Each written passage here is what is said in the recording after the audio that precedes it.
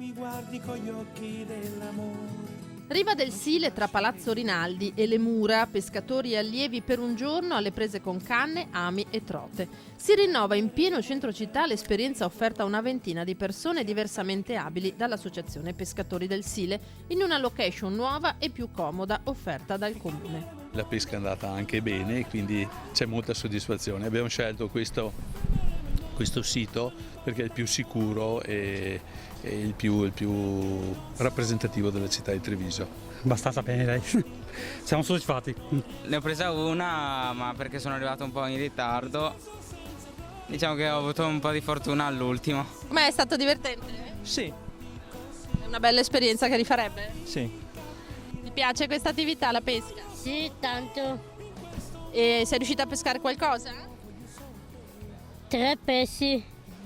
Ti sei divertito? Sì, e poi tanto. E hai anche, vedo, del pesce. Sì, e 3. Però, e qual è il segreto? Star qua ad aspettare? Sì, Avere un po' di pazienza? sì. È bello pescare qua in città, proprio in centro, no? Sì, È un'attività che le piacerebbe ripetere? sì. Ottimo. E anche qui? Sì, ho preso già 2 pesci e sono appassionato di pesca, vado sui laghetti artificiali. Senta, qual è il segreto? Muovere bene il pesciolino. È una bella attività Sì, meravigliosa. E col sole ancora meglio. e vedo una bella borsa piena. Sì, Com'è a fare da istruttore? Bene, bene, mi piace.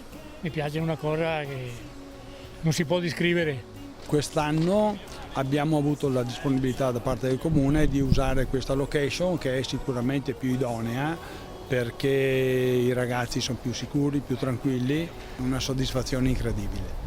Bello, bello, vogliamo ripeterlo e speriamo che ci siano sempre più partecipanti. Guardi sulle mani.